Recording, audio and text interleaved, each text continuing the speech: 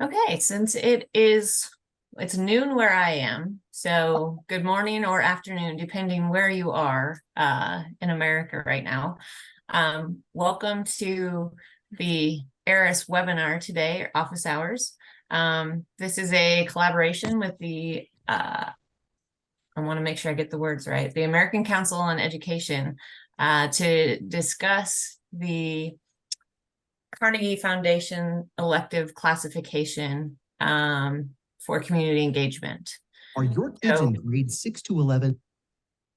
We are pleased to have Ms. Cammie Jones with us today, who is the director of the Carnegie Elective Classifications for community engagement. And she is the one that's going to be driving this webinar today. So I'm just going to pass it on over to her to get things started. Thank you so much. We are so happy to be here today, and it's really wonderful to see all of you that are joining us. I know a few are coming in, so I'll make sure just to give a few seconds for you to get settled. But on behalf of the American Council of Education and the Carnegie Foundation, we look forward to talking about the best practices and impacts that we've learned from 2024 cycle, as well as sharing some exciting information about the 2026 cycle. And we'll also make sure to provide time for you at the end to ask any additional questions that you may have. With that being said, since we have so much to cover today, I want to be respectful of your time. I'm going to start sharing my screen. And as I start sharing my screen, I want to get you prepared for the fact that we will have a quick poll that starts in a few seconds. So just get ready for that. So with that being said, I'm going to do what I always like to tell my students is probably the hardest thing on Zoom still to this day, and that is sharing my screen. So let me get that started first. Okay, it's working now. Okay, so here we go. Hopefully everyone can see this. I'm going to go into the slideshow. So as I said, we have a lot of information that we want to go over today in our agenda. We're going to talk about how we re-envision the Carnegie Elective Classification specifically for community engagement. We're going to talk about some information that we learned from the 2024 cycle and how that data really impacted how we shifted and revamped the 2026 cycle based on access, interest, and equity in regards to this work. We're going to share some strategies also in regards to approaching this application as we're getting very close to launching the 2026 cycle. And then, as I said, we'll provide opportunities for you to ask any questions that you may have. And I will be providing a lot of resources at the end for you so that you can stay connected with us, review any webinars we've done in the past, but also start preparing with your teams of the 2026 classification application. So the first thing I love to do in any presentation is talk about the wonderful team that I get to work with every single day. And this is the Carnegie Elective Classification staff.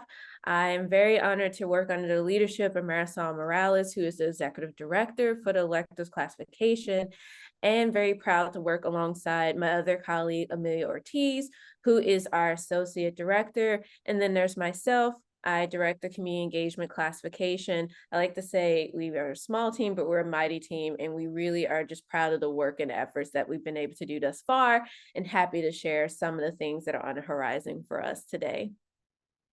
So as I mentioned, one of the first things I like to do is really talk about how we re-envision the elective classification. And I really like to first talk about who's in the room, and that's really important. So one of the things I'm actually going to do is I'm going to stop sharing my screen because we actually want to launch a poll. And this poll is going to be 2 quick questions, really just to understand your interest in regards to the classification for 2026. So the first question is really about, will your institution be applying? And the second question is, if so, which classification you're interested in? So I'm going to give you about 30 seconds to go through that process, and that's going to give me a lot of further insight in regards to who's in the room, and it also shape how I approach this presentation this afternoon. So I see question 1 is up, and so it seems like it is split 58%. Okay, still going. And then the second question should be showing up soon, I believe.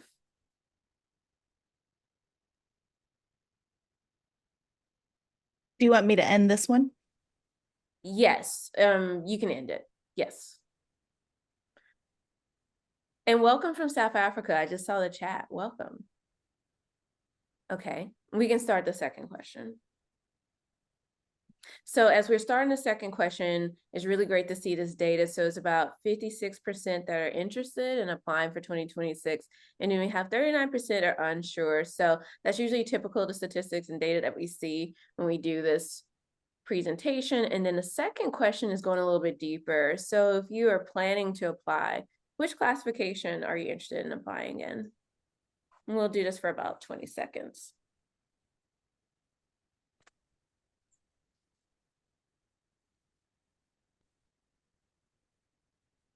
Right. Give about 10 more seconds. Okay. All right, so based on the poll, it seems about 70% of our audience is interested in reclass, and we have about 30% that are interested in the first time application. So thank you so much for participating. We can end that now. So I would say, just based on the data, it is split in regards to who's going to apply and who's still in the middle of unsure.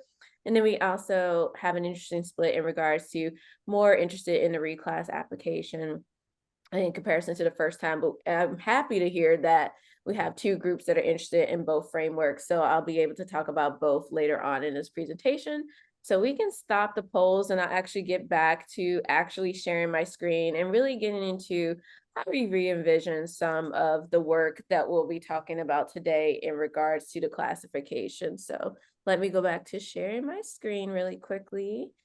And one thing I just want to mention, if you have any questions at any time, just make sure to utilize the chat and I'll make sure to provide time to answer those at the end. So just want to remind those who just joined us that you will have time to ask questions.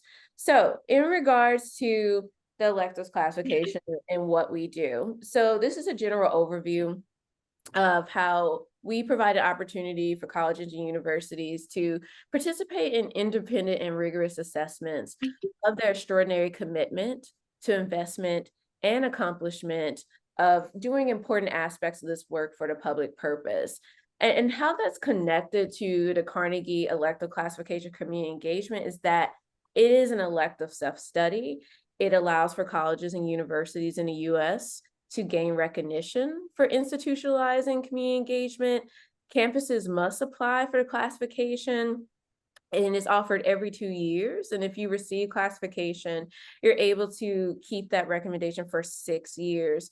During our webinar today, I'm going to discuss how our data from the self-study in the 2024 cycle and previous cycles have really allowed us to reimagine the elective classification for community engagement for not only 2024, but the 26 cycle in regards to the themes around access, interest, and inclusion.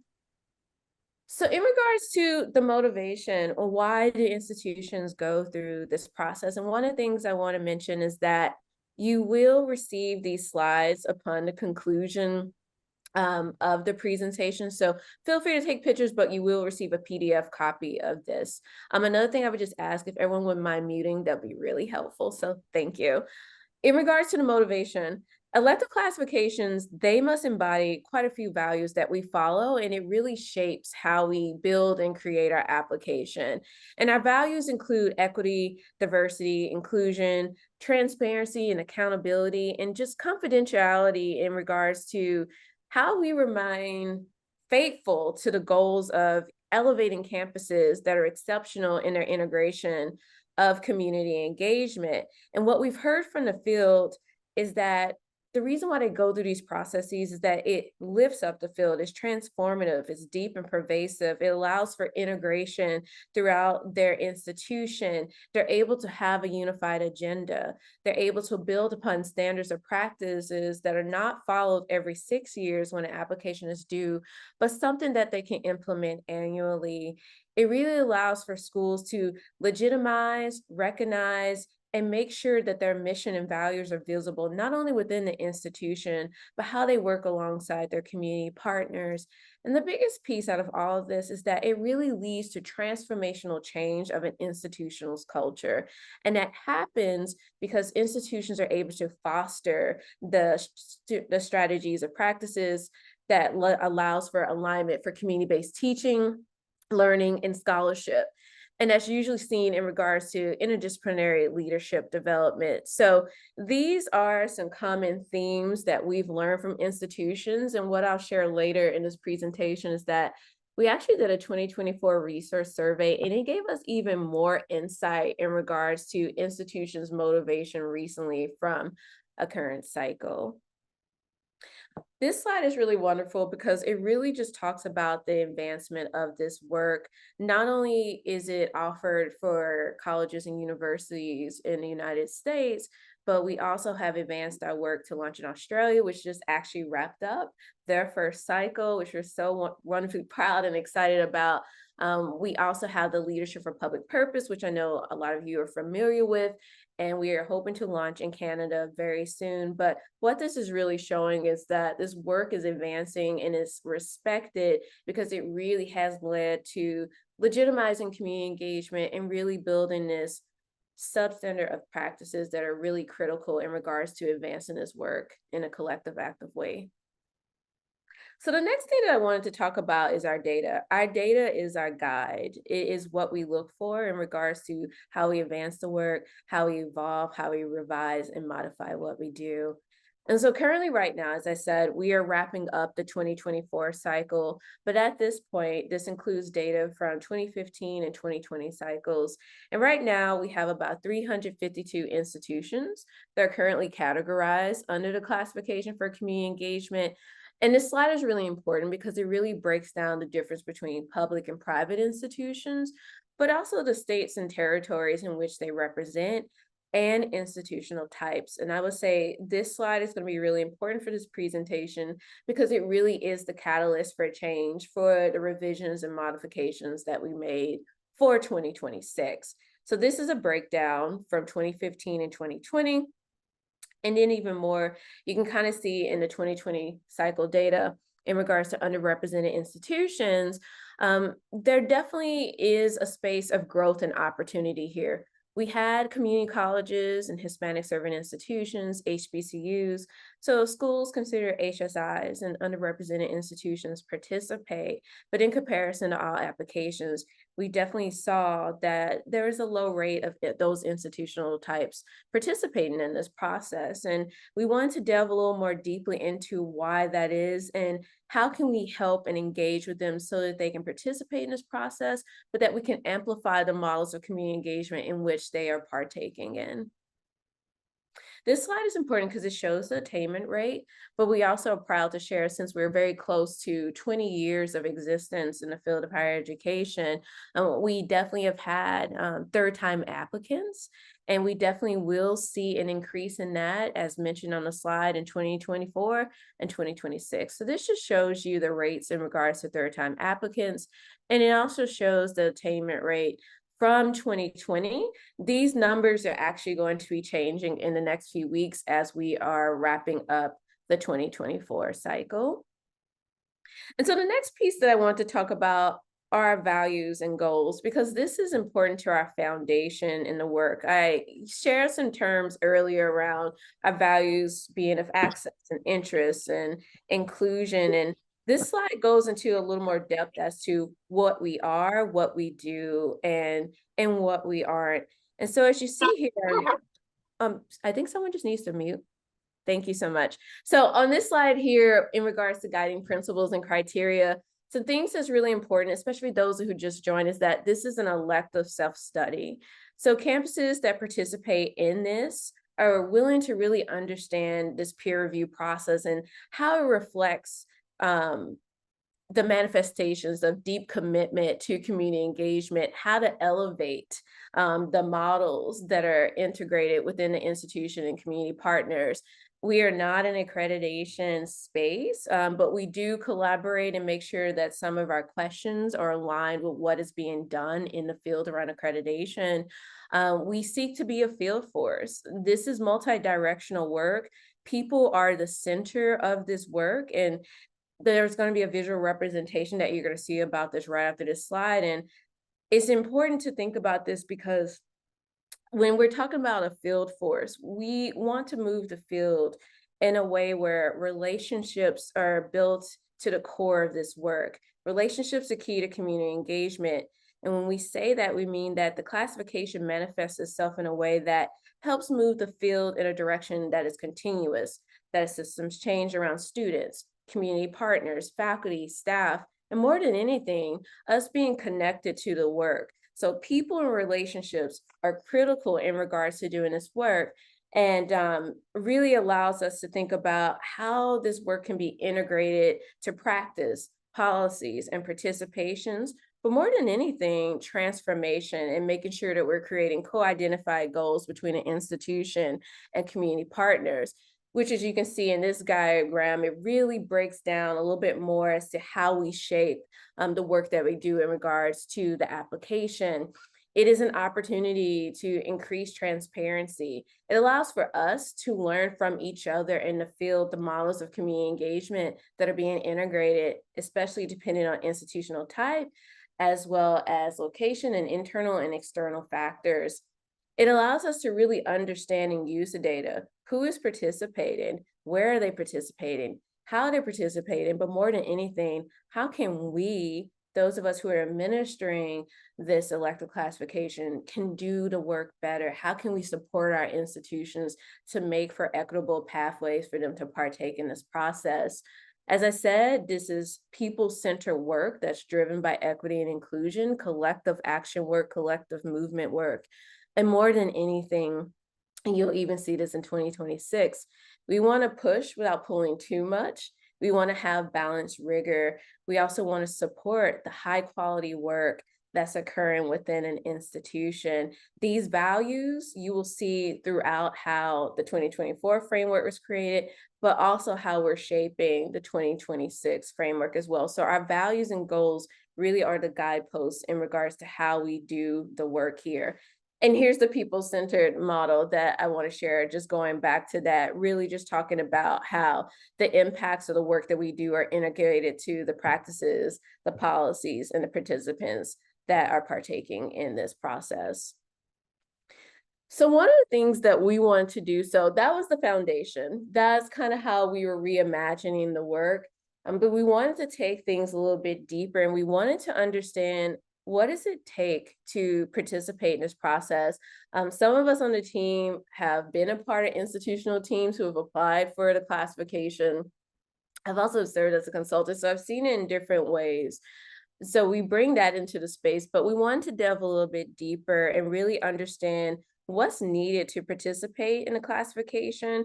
And so we created this institutional resource survey for 2024 applicants to delve further into the human and economic resources that are needed to complete the application process, which I will show now. And what's important about this is this data really guided myself and this revision committee that we created in 2026, and being mindful of what needs to be done to create a more practical and equitable experience for the 2026 application.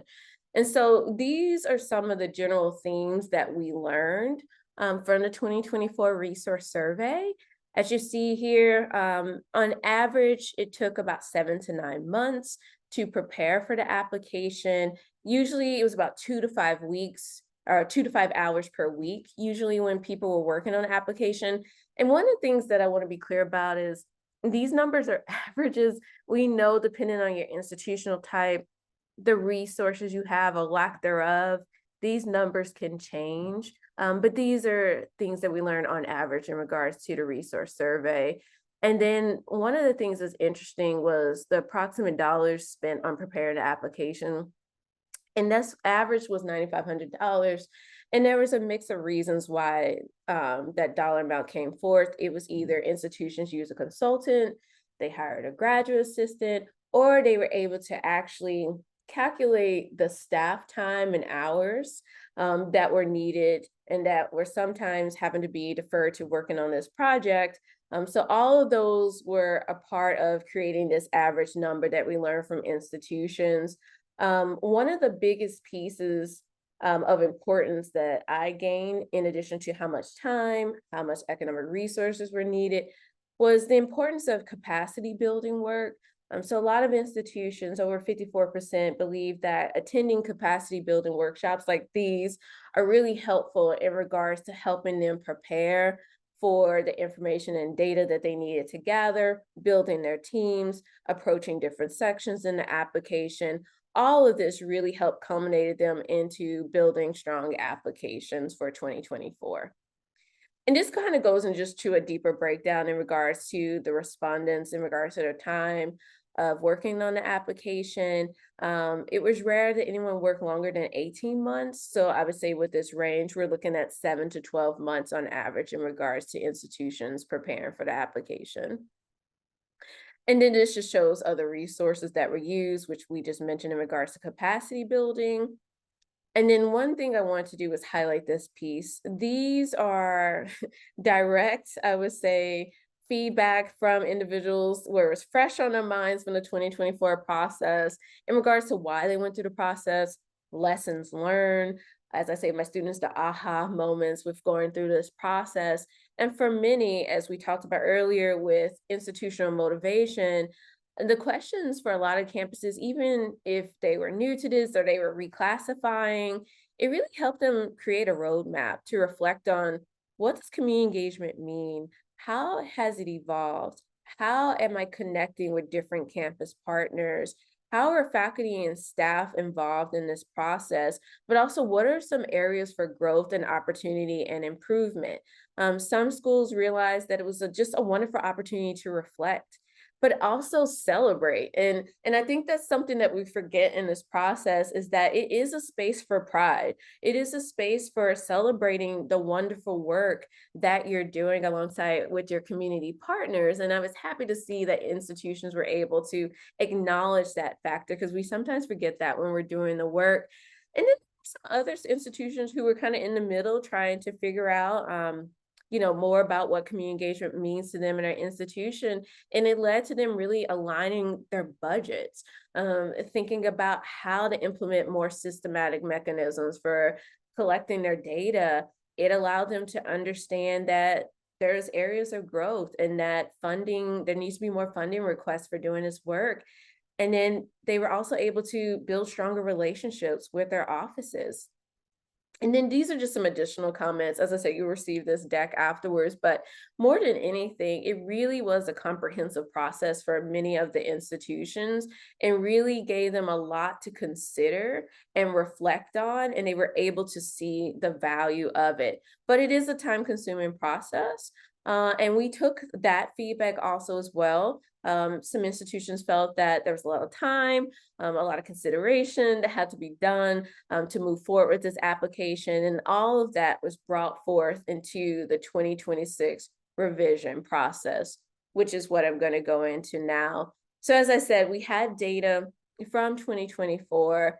And if we go back into your minds and think about the slide where it's like a little roadmap, and it was talking about the different institutional types that were underrepresented and how those institution types had a lot of reasons in regards to why they partook in the opportunity or they didn't, and what resources were needed to participate in this process. But then if we think about all applicants, critical feedback was shared with us in regards to the application from 2024, 2020, 2015. And we really decided that this was the right time to take things further and really doing a full review of the application process, which has led to us revising the 2026 process. And so I'm showing this because this is what happened in 2024. This information is shared online. You have access to this, but I'm going to share with you for 2026, we're collecting the same data. This chart is just going to look a little bit different in a way to where it's going to be more continuous and fluid. It's going to be a little more practical, and it's going to allow for the sections around, say, campus-wide tracking and outcomes and impacts and infrastructure and finance to be critically integrated throughout all of the course sections so that each campus has a way of sharing their full story of community engagement and that they have an opportunity to fully get to the point and focus of each section that we're asking questions in, which we feel leads to a more holistic approach and a full story of what community engagement looks like based on your institutional type and the season of community engagement in which you're in. So in regards to the data for 2026, we acknowledge that a lot of changes have happened that are still connected with the impact of the pandemic. And so we will be collecting data from 2021 to 2022 as a nod to the changes in the pandemic, the changes in administration, but also the changes within our communities as well. We also will be collecting data from 2022 to 2023, and if the data is assessed, academic year 2023 through 2024. This is the timeline. So as I said, January 26, 2024 is when we plan to launch the 2026 cycle. It will be hosted on GivePulse once again. You'll have to November 4th, 2024 to secure your application and initiate the process. And then you'll have by April Fool's 2025 to actually apply and submit everything in. And then December 2025 is when notifications will reach campuses about their status. And then, of course, the announcements are in 2026. This is really important to share because you're going to notice the same timeline is happening right now for 2024. We're very close to notifying campuses December 2023. And then an announcement will go out January 2024. So we really try to be consistent in regards to our approaches to educating, informing, and sharing these important dates and information with all of you.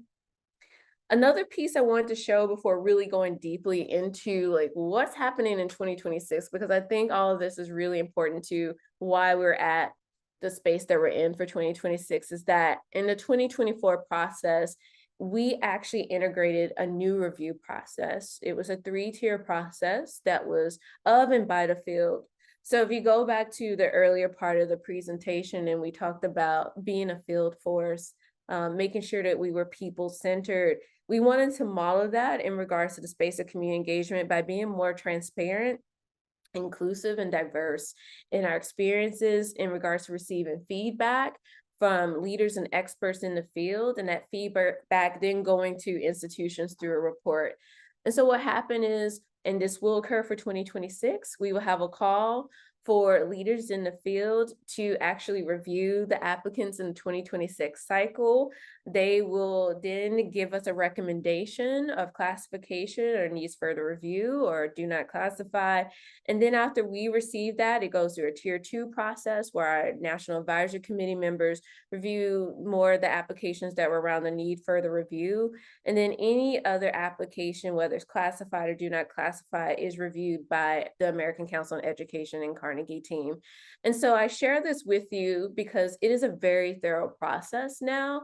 We want to be as clear and concise in regards to the themes that we notice in each application, the things that were exemplary, but also that there's areas of growth and opportunity. And so each campus that goes through this process actually receives a thorough report from us on whether you're classified or not. And we think that's helpful because even if you're classified, you're given bullet points and guidance for what to look forward to and to bring forth to your application for reclass.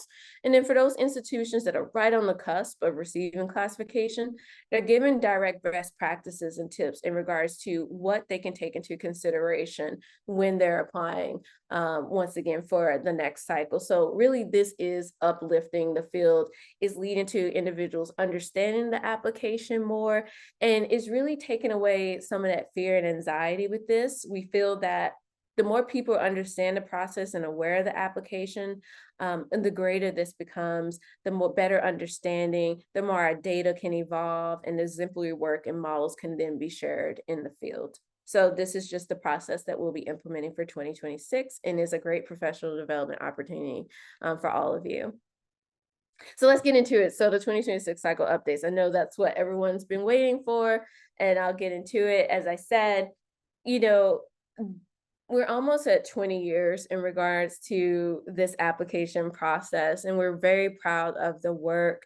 And what we decided to do based on all the feedback that we received from previous cycles, we thought it was important to really take a moment to reflect on the importance of this work. And by we, it was a revision committee of individuals who participated in the 2024 cycle. And they represented the underrepresented institutions that I talked about in the earlier data in the presentation. They represented HBCUs, they represented community colleges, they represented HSIs and tribal institutions. And we all came together and we thought, let's do a SWOT analysis. And through the SWOT analysis of previous cycle applications, we were able to learn that this process has strengthened the field. It's led to, as I said, legitimizing and institutionalizing community engagement, higher education. There's a standard of practice that we have now, and we have a core definition in regards to community engagement.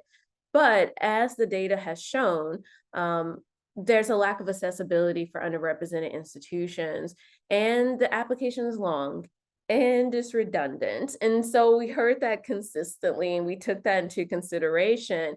But since we are now part of the American Council of Education, and we have a bigger staff infrastructure and just the awareness and understanding of this work, we felt that there's a critical opportunity to really delve deeply into this process, especially during a time where we're hearing more anti-higher ed rhetoric. There's a resistance to change, and there's different perceptions in regards to community engagement, which can also be a good thing. Language is different, it changes, it evolves in the field. And so we want to lean into that. And so we thought it was a critical time to review and revise this application in an ever-changing world, but going back to our values, making sure that there's balanced rigor, that it's practical, and that it's a streamlined approach for all institutions. And so some of the themes that we noticed in our SWOT, as I said, was that it's burdensome, and sometimes it doesn't allow for campuses to really reflect and share their community engagement story. Sometimes the structure and word count was stifled, and they really wanted to have an opportunity to lean into who they are and share their story based on their institutional type. And as I said, there's opportunities now for us to do that with the advancement of our work, and also going against some of the threats that we're seeing right now. And so what we decided to do after going through the SWOT analysis, having several open meetings with different leaders and experts and campuses and individuals who are involved in our National Advisory Committee, these were some of the common additions, modifications, and revisions that we really leaned into for 2026. The top being that we want every institution to be able to demonstrate their community engagement based on their institutional type and their community, knowing that that is different depending on your geographical location, the resources that you have, your community, the staff, the faculty, the students. Everything is integrated in this story, and it makes this space unique and innovative, and we want campuses to lean into that. Another piece is that we have a new section that is added that's really focusing on civic engagement that we're really ecstatic about, because we saw over the past 2 cycles that a lot of campuses really wanted to talk about that piece. We also wanted to make sure that impacts and outcomes and information about finance and tracking and monitoring was a little more further integrated throughout the application and not in one section. So it doesn't really take you out of that space and your focus in regards to whatever critical section you may be leaning into, whether it's talking about campus and community partnerships, faculty and staff and awards and policies, curricular, co-curricular engagement. This should be integrated through all of these sections in a clear and succinct way, which leads to it being more streamlined and balanced, and also updating our guidebooks. So one of the things that we want to be intentional about is leaning more into defining some of the terms that we mentioned so many times in our application, also being mindful of providing a little more context to the content based on institutional type in our guides. So you'll start to see more updated language in our 2026 guides in January that's going to help streamline this process and increase access and interest for all institutions, but specifically underrepresented institutions. And so this shows you the revision process. We are currently in phase 3, very close to crossing the finish line now and being able to launch this in January 2024. And so that is an overview in regards to what's happening in regards to 2026. I'm sure you'll have questions. As I said, we'll definitely make sure to have Q&A afterwards. But now that we've shown what is happening in regards to 2026 and how we really took in consideration the data, I think it's really important to really think about your strategies to approaching, the application now, and thinking about how you want to form your teams. But before we get into that, I think it's really important to remind everyone about the definition. I know so many of you are very familiar with this definition, but this definition is our guide in regards to how we implement and shape and form the application. As many of you know, there are two parts to this application. Their first is the process, and the second part is the purpose. As I've always have said, this definition is broad. But what's great about this definition is that it casts a wide net. So there's two parts here. The first part is really leaning into how community engagement is about the qualities of reciprocity, mutual respect, shared authority, and co-creation of goals and outcomes between an institution and their community. And such relationships are, by their very way, they're transdisciplinary, which is why this definition is so critical.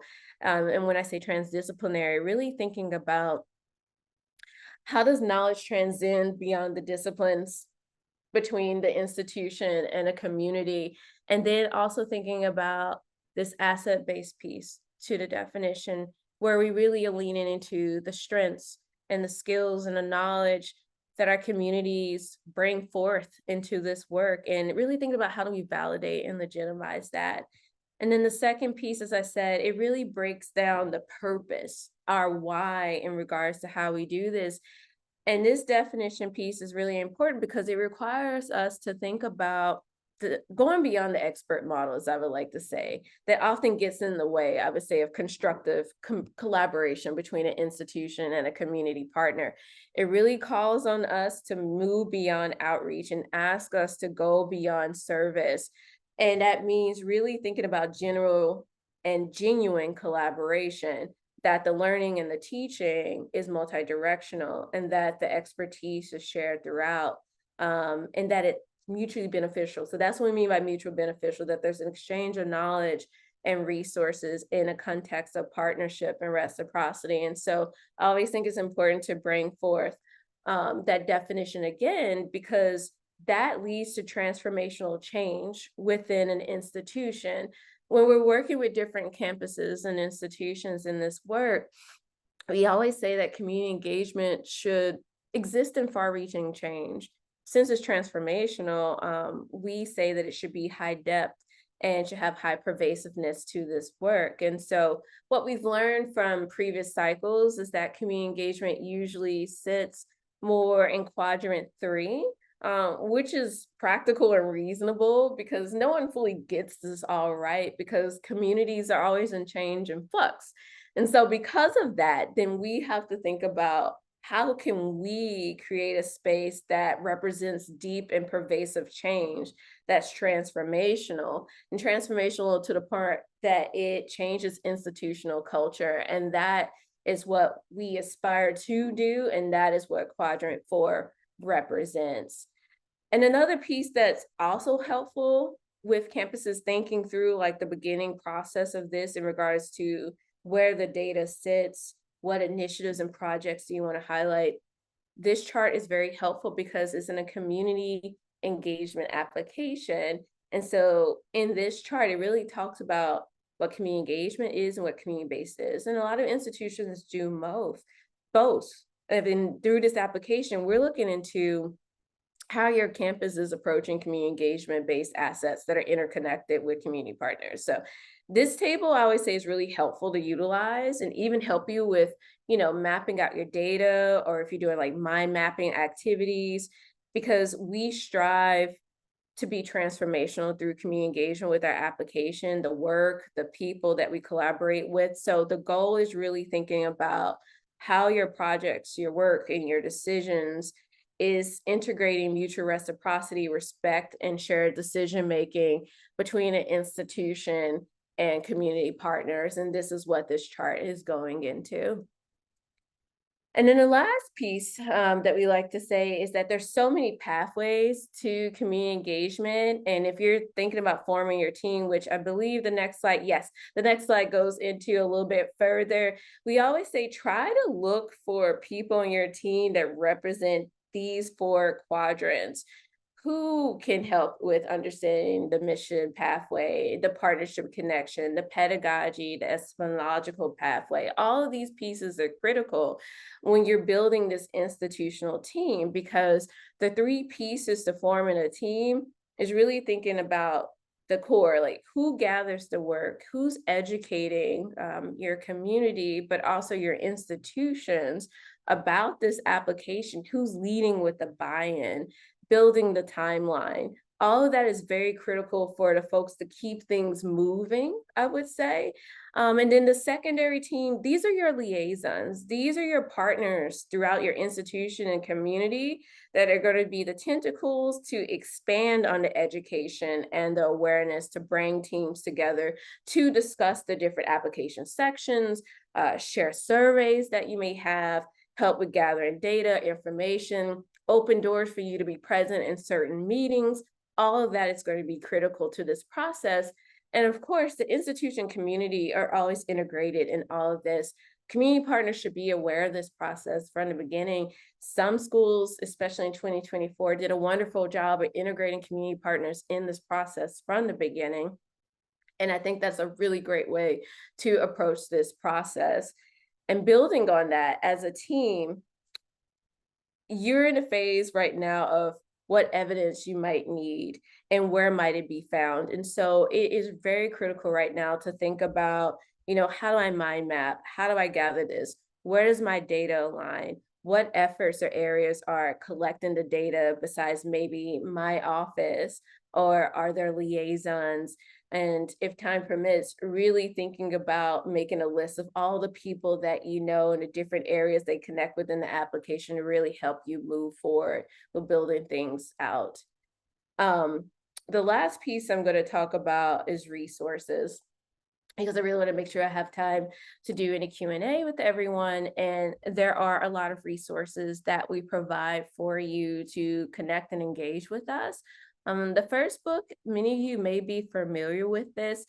This is written by John Saltmarsh, who is actually a fellow with us and works very closely with us, and Matthew Johnson. And they wrote a book on how to build a team and align and gather evidence and data. So that is a really helpful guide for you that is available. Another thing is utilizing our website, which I actually have a QR code at the end of this presentation that you can scan. And that will allow you to gain the resources and information on any webinars, workshops, past recordings that we have, as well as an opportunity for you to request training. We do regional trainings and institutes. And so if that is something of interest to you, there's information online in regards to how you can move forward with that, or you can just contact us directly. And as I said, our values are around access and interest and inclusion. And so we don't want to exclude any campus from participating due to the inability to cover the application fee, which is based on the IPEDS number. We actually have an IPEDS estimator on our site right now in case you're building out your budget and you're curious about what your fee may be. We do have that. And if you are interested and would like a fee waiver, you can contact Amelia, who's our associate director. Her email is right there, and she'll be able to work with you in regards to the process for requesting a fee waiver. Another thing that we have is ACE Engage. We have a QR code that you can scan right now. And through this QR code, it is a wonderful online community that allows for you to connect with other experts and leaders in a community engagement space, domestically and globally, which is really wonderful. And through this, you're also able to learn about upcoming calls for presentations and webinars. We are going to be in person at a lot of upcoming national conferences. We will have calls for professional development opportunities. We'll make sure to highlight the work that you're doing. This is just a great space that you could also ask questions from other practitioners. All of this is free. All you have to do is just sign up. And this is a helpful way to just stay in the know of all the things that we have on the horizon. The next piece is that we have community engagement consultants. This is 2024 information because the 2026 cycle hasn't started yet, but we will be doing a call for 2026 consultants. We'll need a small group of folks to join our current cohort, which are wonderful individuals that are leaders and experts in participating in the classification process. Most individuals are either second time or third time reclass campus representatives, I should say. They have a lot of depth, knowledge, and understanding of the field, and their information is actually on our website. If you want to learn more information in regards to what they do, what their areas of expertise are, their bios are listed online on our website under resources, and so you'll be able to find more information about that resource as well. We are wrapping up the fall. I can't believe it is almost December at the end of the week. So we will have one final webinar just to kind of gear up for 2026. And that is with Engaged Scholarship Consortium. That is actually happening next week on December 6th. And then on the horizon, we will be at the AACU annual conference where I'll be doing a presentation kicking off the 2026 cycle. So really looking forward to that. We have some other upcoming annual conferences that are happening, such as with Campus Compact. And as I said, we're always open to leading institutes and regional events. So if that's something that you're interested in hosting, or system-wide work, which I just did for the Maryland system, all of that are opportunities of ways that we can help you prepare for 2026. Another thing that's going to be offered are drop-in office hours. They will be virtual, of course, in the spring semester from March to May. And these are the dates when they'll happen. So it'll be second Wednesdays and the fourth Tuesdays of each month. I will be present. It'll be informal. Sometimes I'll have representatives from Give Pulse there, just to kind of talk through any tech things. And then for me, it's just an open space for you to approach and ask any questions about the application, and also connect with other like-minded individuals and institutions. So all that's on the horizon, including an exemplar workshop series, which we're starting working on right now, that will also launch in the spring semester. So when you saw that percentage of 54% participating capacity building, we take that to heart. And we want to make sure that we are being as transparent and engaging with you and the field. The last thing, speaking of which, is this QR code, our little dinosaur friend here. The year in review QR code is actually for our kickoff of 2024. That is happening January 9th at 3 p.m. Eastern time. So we can't wait to just talk about all the wonderful work that's been done. We also look forward to announcing our 2024 classified campuses at that meeting as well. So a lot of wonderful updates are going to be shared, as well as what's happening in the 2026 cycle. So we ask you scan a QR code and you'll be able to register for that today. That will be happening via Zoom. And then the last piece is there's a recent wonderful Forbes article. We recently started this partnership with Rutgers Center for Minority Serving Institutions. This is a wonderful collaboration and partnership that we have. And their executive director just wrote a wonderful article about the importance of the classification and how it has impacted one of our institutions. And so if you want to just gain more insight from an administrator side of view in regards to the importance of this work, I ask you to please scan that QR code and you'll be able to read a little bit more about the wonderful work that's being done. And I think, yeah, that is it. I'm going to stop sharing my screen, and I'm now going to transition to any questions and answers that people may have. I'll first look at the chat, but if anyone has any questions, maybe raise your hand. That may be the best way that I could manage this, is if you use the raise your hand feed while I also catch up and see what's in the chat right now.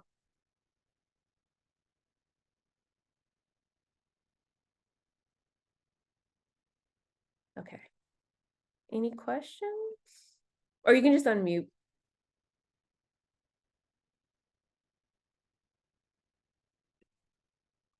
Oh, let me see.